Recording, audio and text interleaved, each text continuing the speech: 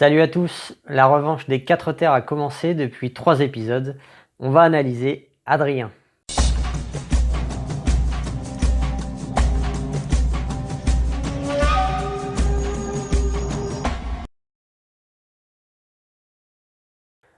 On commence par le MBTI, le plus simple. ESTP, me semble-t-il. Alors pourquoi? Parce que STP, c'est SE dominant, donc plein de vivacité, assez bruyant, spontané, manque de concentration. Curieux pour expérimenter du concret. Alors je donne des exemples au hasard, ça peut être voyager, rouler très vite, ça procure des sensations, construire des objets, cuisiner des trucs différents à chaque fois, collectionner des objets. Bref, les SE d'hommes sont généralement touche à tout. Vit dans le monde réel, dans le présent, donc ça engendre le côté improviste, pragmatique, frontal dans son approche des problèmes. Si je donne 2 exemples concrets rapides, imaginons un embouteillage, ça avance par à-coups. SE n'est pas le style à laisser un espace se créer en se disant bah de toute façon ça sert à rien d'avancer, je vais être bloqué 10 mètres plus loin. Rien du tout, on laisse ça au NI. Le SE, dès qu'il peut avancer, il avance. Il colle la voiture de devant, le tout en écoutant Fun Radio à minimum 122 décibels. Autre exemple, si un ESTP fait une vidéo YouTube, il ferait tout l'inverse de cette chaîne. Il se filme, il appuie sur le bouton, et c'est parti, blablabla, blablabla, avec toute sa capacité à être présent grâce à sa spontanéité et avoir de la répartie sans aucune préparation. Alors vous voyez par exemple, moi, tout est préparé à l'avance. J'ai des morceaux de texte que je récite à la virgule près. Obligé, si je ne me prépare pas, je n'aurai jamais un flot de paroles rythmées, ce serait inaudible. En tout cas, pas attractif du tout. Le STP, à aucun moment, va se dire « Tiens, je vais écrire un truc que je vais lire plus tard ». Non, autant le dire tout de suite. Le STP a la fonction TI en auxiliaire, la pensée introvertie. Alors mixé avec la sensation extravertie, dominant, ça donne un bonhomme factuel et analytique. Il analyse avec le principe de cause à effet, c'est-à-dire qu'il veut une cohérence entre les propos et les actes. Il cherche la vérité objective pour gagner en efficacité. Il veut des critiques qui apportent des solutions concrètes, pas qui effleurent le sujet. Alors pour le convaincre, il faut venir avec preuve et logique, avec en somme quelque chose de concret qui est vérifiable. On va en reparler bien sûr avec le radeau. Et dans sa communication, il fonctionne par pose de questions pour comprendre les choses, la logique de chacun. Toi, dis-moi concrètement, tu fais comment et pourquoi? Explique-moi pourquoi. La fonction tertiaire, c'est FE. Cette position la rend bancale. C'est utile pour se connecter aux autres et du coup, ce n'est pas hyper fluide pour le STP. Ça peut manquer de prise en compte d'émotions et d'opinions d'autrui avec une communication un peu trop directe, froide et potentiellement blessante. Le corollaire d'avoir SE d'homme, c'est la fonction NI en inférieur. Ça désigne une difficulté à l'utiliser correctement, le manque d'une vue globale. Il n'est pas organisé, encore moins dans sa tête. Pas doué en devinette, c'est ça que ça veut dire aussi. Si vous lui dites qu'est-ce qui est jaune et qui attend, il ne trouvera pas la réponse, je vous le dis, jusqu'à ce qu'il voit un type appelé Jonathan, habillé en jaune, qui attend le bus. Là, oui, là d'accord, là on se comprend. Voilà, c'est sous mes yeux, j'ai compris. Adrien réunit tout ce qu'on a dit, le côté foufou, difficile à suivre et désordonné. On a l'exemple du feu à l'épisode 1. Il veut refaire le feu qui a échoué avec la première allumette. Moi, je suis chaud de retenter maintenant là. Si on ne le tempère pas, il aurait cramé les 3 allumettes en un rien de temps. Ah voilà, j'ai expérimenté 3 façons différentes. Bon, ça s'est éteint à chaque fois. Voilà, j'ai pas le feu. Bon allez, je vais chercher du manioc. Voilà, ça manque de NI, de vision d'ensemble du futur. Alors j'ai le droit de me moquer un peu. La probabilité qu'un ESTP regarde cette vidéo est de 2,6%. Alors autre citation intéressante pour décrire l'ESTP.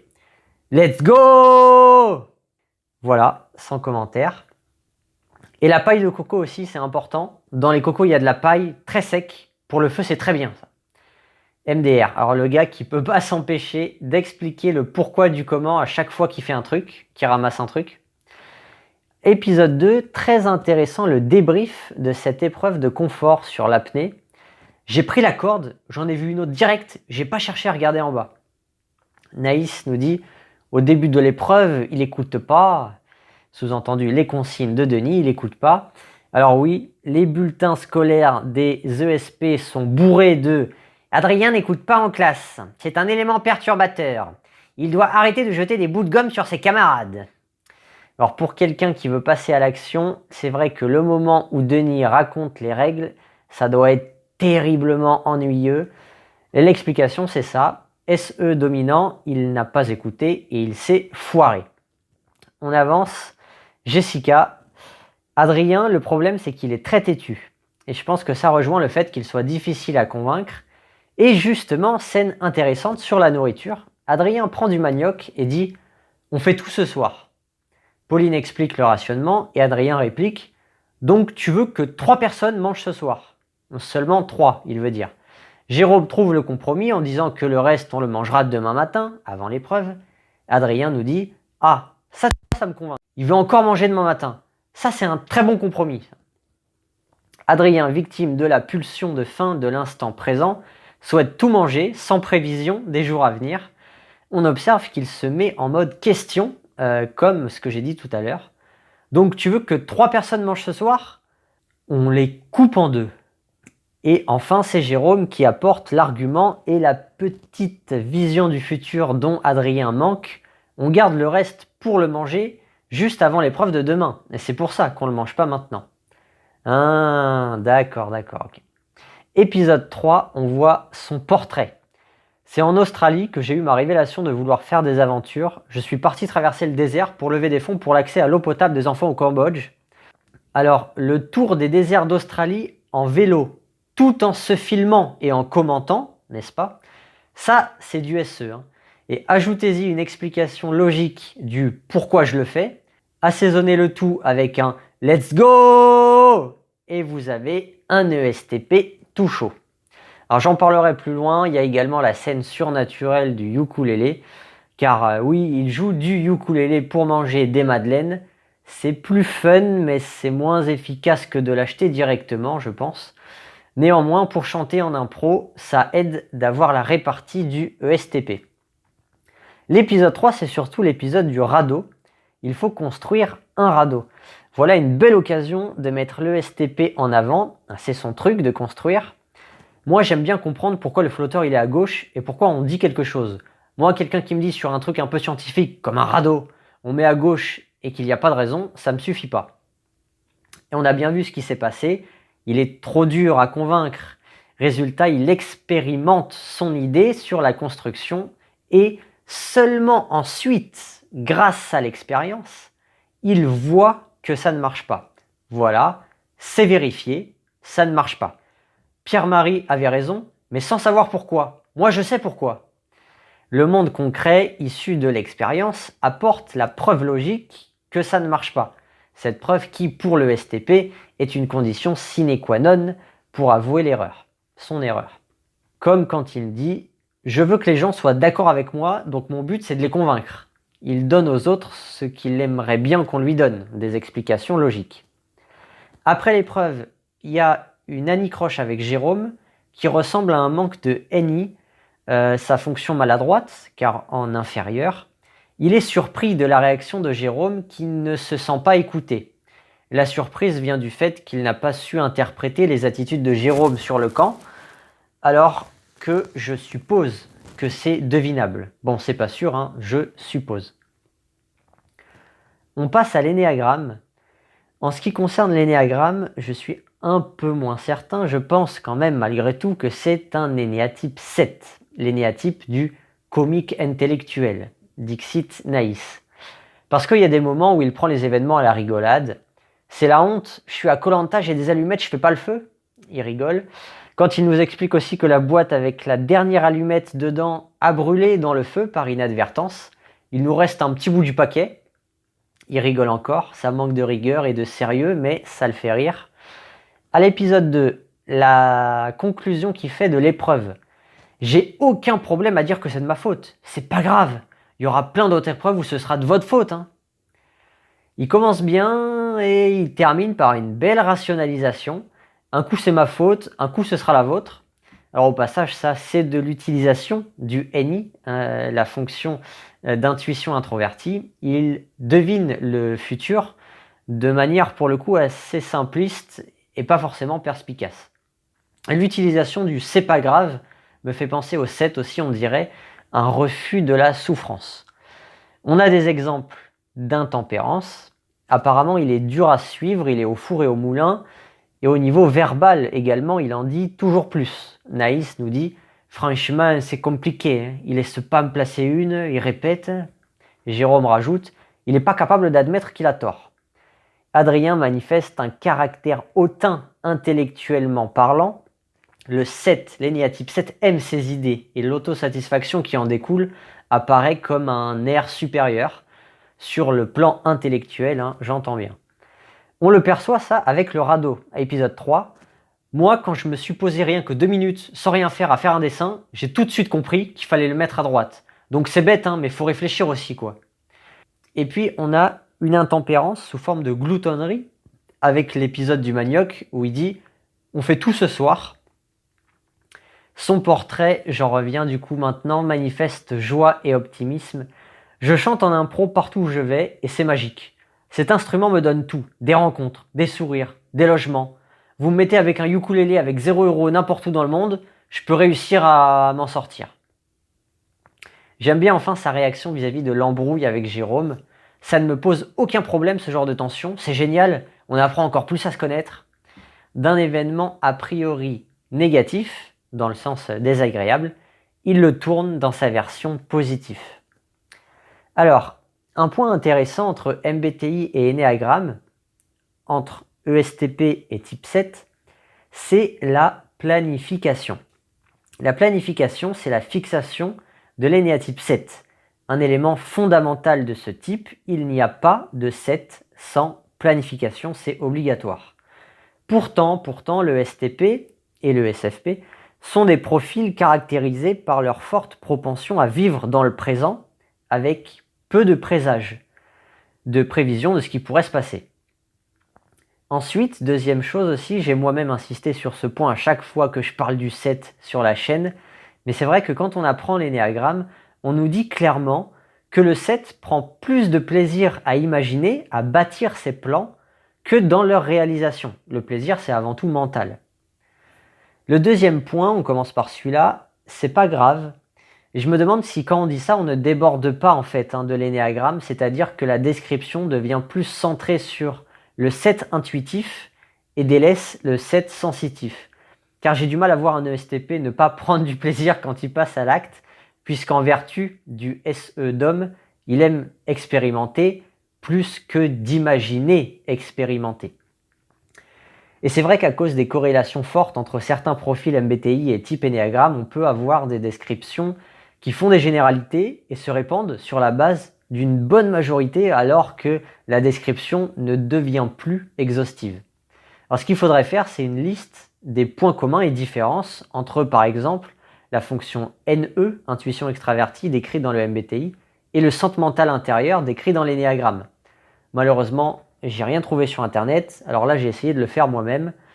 Donc j'ai écrit des idées à foison des deux côtés, c'est le gros point commun. Autre point commun, la déconcentration facile. En revanche, le 7 a pour motivation le plaisir et la recherche de liberté, alors qu'il me semble que rien ne dit dans la description du NE qu'il y a une recherche de bonheur et de liberté. Par contre, elle stipule l'attrait pour la nouveauté, la diversité, alors que l'énéagramme ne parle que de l'intempérance sans préciser sa direction, sa forme. C'est-à-dire qu'on peut être intempérant en accumulant les sujets ou en creusant toujours plus le même sujet. Voilà, parenthèse refermée, ça c'était sur la fonction NE. En revanche, donc, le premier point que j'avais cité est crucial. Vivre dans le présent ou planifier. Comment réunir cette apparente incompatibilité entre les deux modèles? Et cette question est d'autant plus intéressante que la majorité des ESTP sont justement des aînés à type 7. Alors déjà, il faut partir d'une bonne définition, c'est important de bien cerner que la planification décrite dans l'énéagramme, c'est une manière d'établir un plan de secours, un plan parallèle plus que de vraiment une manière d'organiser son futur. C'est pour ça qu'on dit que le terme échappatoire convient tout aussi bien, voire mieux. Très souvent, le 7 n'est pas organisé, il n'a pas de préférence pour J dans le MBTI, la dernière lettre. Donc, avoir une vision du futur pointue, précis, et bâtir un plan machiavélique dans lequel on a tout prévu. Alors, ce serait aussi des exemples de fixation de 7, mais que vivraient des 7 INTJ, INFJ, ENTJ par exemple. Mais dans la pratique, c'est rare, et de fait, les exemples de fixation seront des issues de secours. Ce sera une parade contre la souffrance potentielle si le plan A est défaillant. Exemple, ce soir, j'ai des amis qui m'invitent à boire un verre, ce serait cool, mais je pourrais aussi aller au cinéma, le film a l'air génial. Et il y a aussi le match de foot ce soir. Donc, je ne sais pas encore ce que je vais faire de ma soirée. Les portes sont ouvertes. Voilà, ça c'est la fixation du 7. Les portes sont ouvertes. Avoir des choix multiples en permanence. Et parmi tous ces choix, très souvent le 7 va mettre un temps fou à arrêter sa décision. Maintenant, pour en revenir à la contradiction, elle est déjà, par cette précision de la définition, un peu atténuée. Cependant, ça ne suffit pas. Je pense que les deux modèles peuvent se rejoindre principalement en jouant sur la temporalité, à savoir que les planifications des 7 sensitifs, les ESP, seront axées sur le court terme. Pas de stratégie complexe, longue, imaginative, pas du tout. Ce serait juste des idées à faire très prochainement et évidemment des idées liées aux sensations, au monde concret. Dans tous les cas, ce que je veux dire, c'est que même pour un ESP, il y a un minimum de planification. Pour faire du vélo en Australie, il faut avoir eu le projet d'aller en Australie faire du vélo. Après, effectivement, un sensation extraverti en dominant vit le présent avec plus d'intensité. Alors, projetons-nous. Qu'est-ce qui va se passer pour un ESTP comme Adrien dans koh Lanta? Laissez-moi le temps d'attraper ma boule de cristal pour vous dire que je vois rien du tout. Qu'est-ce qui se passe? Ah oui, celle-là, elle est cassée. Attendez, j'en prends une autre qui me dit qu'il y aura une élimination à l'épisode 4. Il n'est pas en odeur de sainteté dans son équipe. Il y aura 2 tribus qui vivront un conseil, donc 50% de chance d'y aller. Adrien ne devrait pas être du genre à chercher un collier de par tout ce qu'on a dit.